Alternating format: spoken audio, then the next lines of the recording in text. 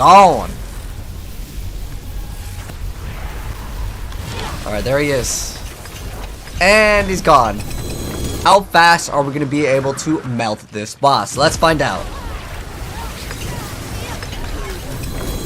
Poor guy never got to even attack once. Alright, there he is. Woo! GG! Woo! Oh! A helm guy. Go Shaco. No. And Darius. Oh. No way. No way! Alright guys, let's start off with Sigil 100 gameplay. So, this is going to be one of the best Sorceress builds in the entire game for Lightning. Now, it's not the same build that you may have seen other players play. This is actually a fire variant. So, what makes this build way better and the best choice? Okay, so starting right off, it's going to be having 100% crit chance, 100% attack speed, 100% unstoppable, and 100% bonus movement speed in combat. In addition to that, you don't actually need to get crit rolls on your gear. And on top of that, you don't even need cooldown reduction because we're going to be scaling instead of getting normally what you'd get in the passive is one of the lightning ones. We're going to be getting a fire one. So this is going to be a lot different from the build that a lot of players are playing, and it is significantly better in my personal opinion, as it's very lenient in terms of your gear acquisition. You don't specifically need like Tabalts. In the gameplay, I don't even have Tabalts. So if you want to min-max, you can definitely run some of these things like Shaco, but you don't need it. So starting right off, in terms of the gameplay, how does it play differently? It doesn't really play too much differently from the other builds you have seen, but the smoothness of this build is so much better. No flicker step needed either, as that playstyle is a little bit more gimmicky. Even though you get more charges of your lightning, you still are relying off of RNG happening so you can actually proc and get those ball lightnings, because that's essentially what is going to deal damage. So the biggest change in terms of what makes this build a lot different is specifically getting the passive Esu's Ferocity. So it's supposed to be for fire, but we don't even use the first like part of it. We're only using it for like the second paragraph where it says crit strikes that kill enemies or hit a boss is going to grant you both of these bonuses. Both of the bonuses don't really matter at all because it's supposed to be our fire crit damage as well as our crit strike chance. We don't really care about that, which is what makes this build a lot more interesting. And on top of that, what makes it so much more powerful is we're running something called the Aspect of Ancient Flame. So what this allows us to do is get a huge bonus to our attack speed. The way that the ball lightning works with its newer buff is specifically going over this change over here. So ball lightning is what's going to deal our damage. We shoot a ball, it's going to spin around, and that deals damage. If you played Path of Exile, think of it kind of like Blade Vortex, or almost like a hammer build. For, like, let's say Diablo 2. So ball lightning, what it does is it starts spinning around. Now that is required to get an aspect. You only need one aspect to get this build up and running. So it's going to zap enemies, dealing some damage. And what makes it so powerful is ball lightning's damage rate is increased by 200% of our attack speed bonus, since this build actually basically doubles the amount of attack speed that you're going to be getting, because you pretty much get it from Ravenous. And with this build, you don't even need to get attack speed or crit on your build, but you're going to get pretty much 100% crit chance in like 99% of scenarios. The one exception is if your mana dips too low, but we'll get into that. So anyways, this is what makes it so good, and that's why we actually run the fire one, because we get an insane amount of attack speed. Now, another thing I want to mention is in this game, 100% attack speed is the most that you can get in the game. So 100% bonus is like the max value. Now on top of that, we're running the Wizard's Ball Lightning. This gives us crackling energy. It's kind of used mainly for resource, but if you want to, you may be able to scale a little bit of damage off of crackling energy if you want to, but it's pretty much unnecessary. So that's like the biggest change in terms of like the builds. If you guys have maybe already built this or seen other players play, this one's going to be much superior, and we'll get into the itemization here. So in the helmet, ideally you do want a Shaco here, but getting Ever-Living Aspect with bonus mana. So this is one thing that's going to be a little bit different. If you do want to get cooldown reduction, literally just for teleport and your shields, it's fine. You guys can see the build is very smooth because we run the Ice Armor enchantment, which is so much better than the Chain Lightning one. Chain Lightning gives you more mana, which is not a bad thing. However, I love the Ice Armor. It lets you play super, super bad and still, like, just not really care too much about defenses if you are doing Sigil 100s. No one really does Sigil 100s back-to-back, but for some reason in the community, people always ask when I'm streaming, can this build do Sigil 100? And the answer is yes. I'll trying to, like, I guess, incorporate that more in my, like, showcasings, because I don't know why. People want to know, can it do Sigil 100? Don't farm Sigil 100 back-to-back, guys. The main thing that you want to do at the end game is farming these Uber bosses. But nonetheless, getting Ever-Living Aspect is great, just, you know, taking less damage. But you do want to try to get maximum mana where you can. That can be on your rings, that can be on your helmet. It's really great to get maximum mana as well as resource cost reduction, so you can upkeep your mana. So Ever-Living Aspect is great, but getting maximum mana and max life, like, you'll see all the gear stat priorities over here in the build that will be in the pinned comment, but mainly you want to scale that maximum mana. And then you can get, like, Disobedience over here, but again, maximum life, getting into anything like that is great. You can also run Edge Masters if you want to. In the gameplay, I am running the Fist of Fate because I happen to roll like a 300 Fist of Fate, so I decided to go for it. Now, what's interesting with this is you don't actually need to get crit or attack speed on your gloves. And the reason why you don't need to, if you get it, it's not like the end of the world, it's not bad, it's just you're going to always have that crit at pretty much 100% anyway, so it doesn't really give you any advantage. But what's interesting is you can get lightning crit strike damage on your gloves, you can get intelligence, you can get all stats, but the one important stat that you want to get is Lucky has a chance to restore that primary resource. That's the important role on your gloves. You can even get Frostburns or Fist of Fate, and that has it. That's the one important role that you want on the gloves. The rest of the stats, you don't need to get bonus to core skills because this build doesn't rely off of any of the other things from the unstable currents to get, like, a little bit more damage. It's just ball lightning for the damage. And then in the pants category, Tibalt is the best, hands down. I don't even have it in the gameplay because some people are like, oh, I want to build the other one, but I need Tibalts. You don't need Tibalts to actually run it. It does help out with resources, but it's a lot more squishy, and you could actually get, in theory, a pretty decent amount of extra DPS if you just run plus ranks to ball lightning, and again, getting, like, intelligence is always great. And then, so here's where it becomes a lot different than the flicker step build where you have to jump through the enemies. I didn't like that playstyle. I feel like this one was just way more smooth, and it gives you way more damage. So Ezu's, what it does is it will give you basically extra bonus crit strike chance.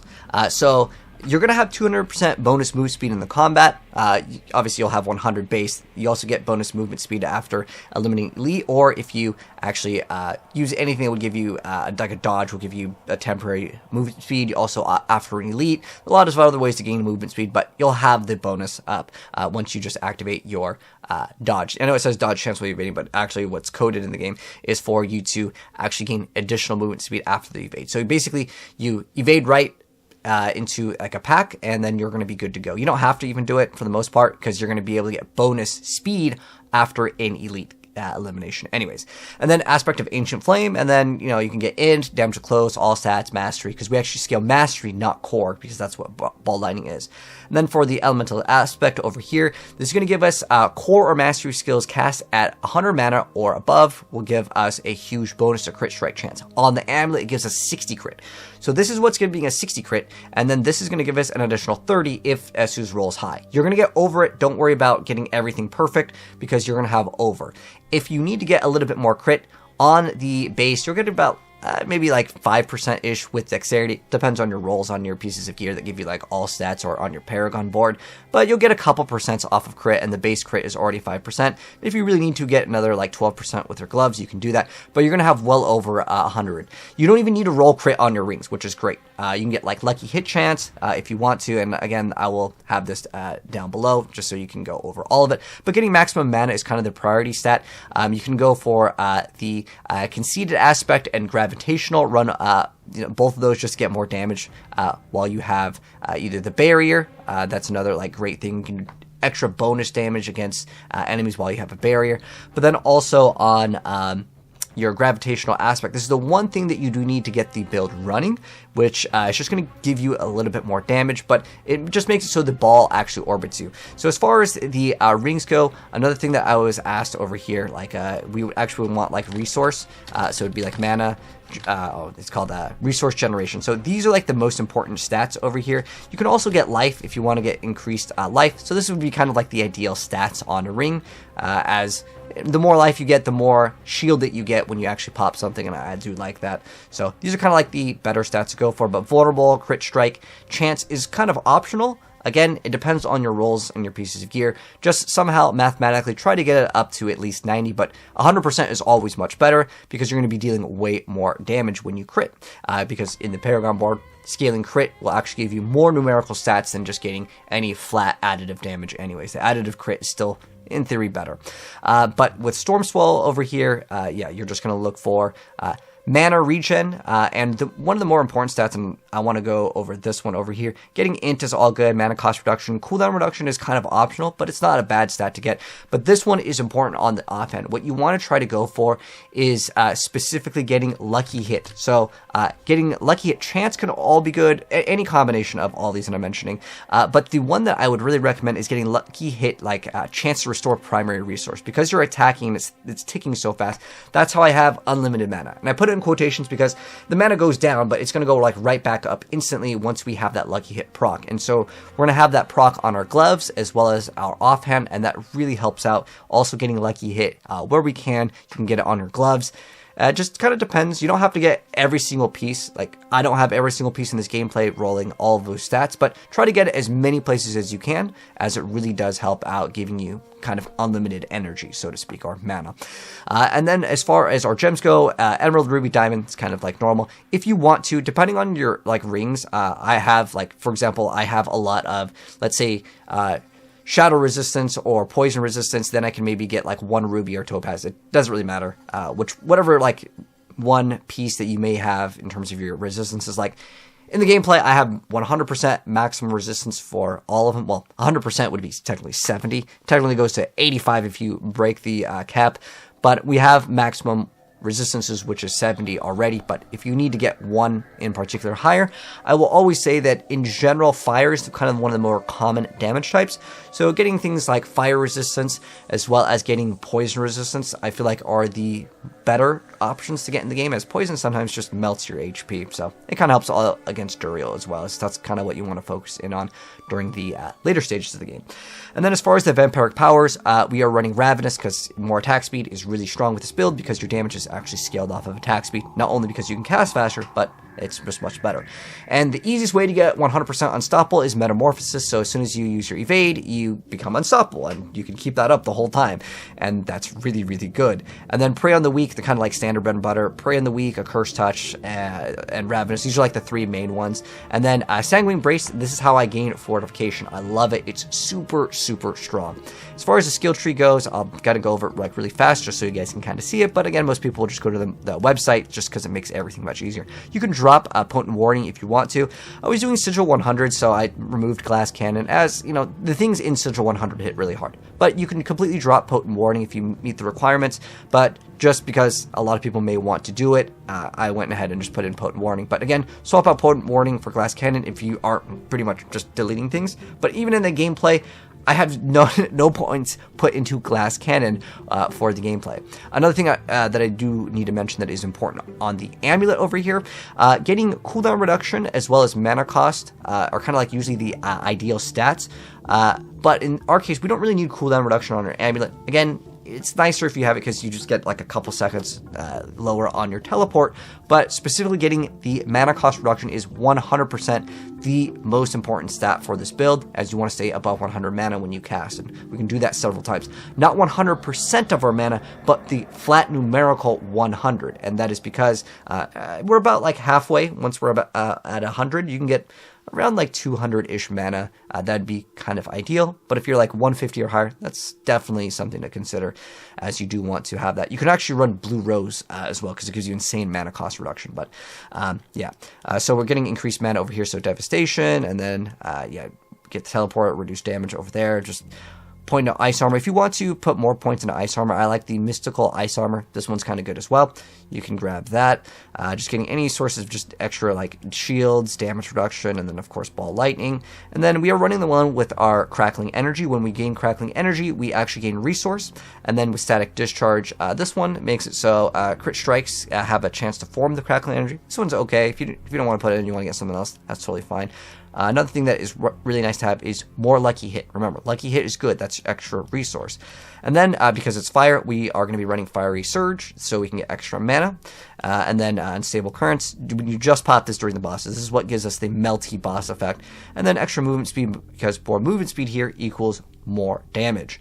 And then we have this thing over here where we get to have extra damage reduction. And then again, for the key passive, the Estus Ferocity. Now, as far as the Paragon board, I'm just going to leave this down below, but here's kind of like the important things. Static, or starter board, we're running Territorial. Then we run Enchantment Master with Exploit.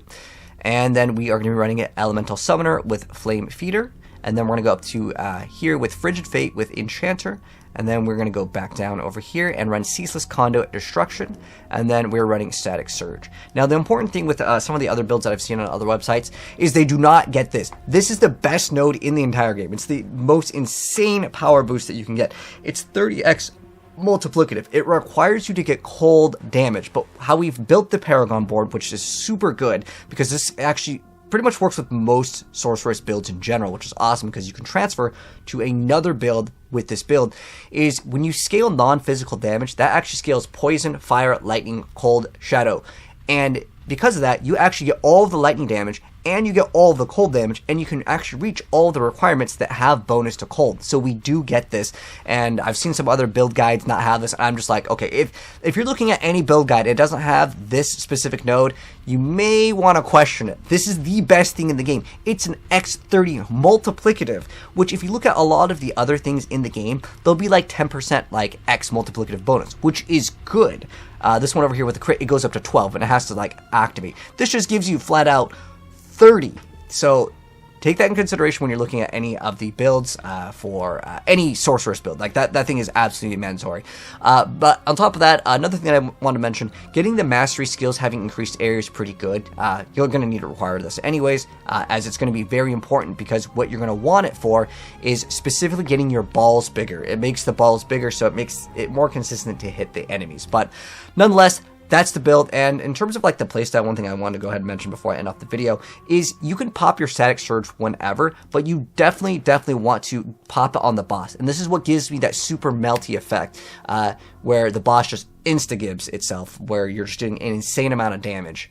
So save your Static Surge specifically for the like end dungeon boss. But yeah, oh, my thing is blocking it, but you can see it is complete Sigil tier 100. Anyways, that's gonna wrap it up. Let me know your guys' thoughts on this build, and we're gonna be making even crazier builds later. We're gonna go into more fun things, because now that we've already covered the best fireball build, this is going to be the best lightning build, we're going to do the best cold build, and there's even going to be kind of a secret skill in the game. And it's kind of like secret because you can't just get it on the skill tree. It's with like Lightning Nova. It requires a unique item, and we're going to be dropping a build guide for that very soon. So if you're new here and you want to see some more interesting and fun builds coming out very soon, now that we covered the meta, because that's the most important thing, cover the meta, and then we're going to cover the like the off meta stuff. But subscribe if you guys want to see something crazy very soon, and I'll catch you guys in the next video, and the build will be pinned down below. And if you have questions, let me know down below. Peace out.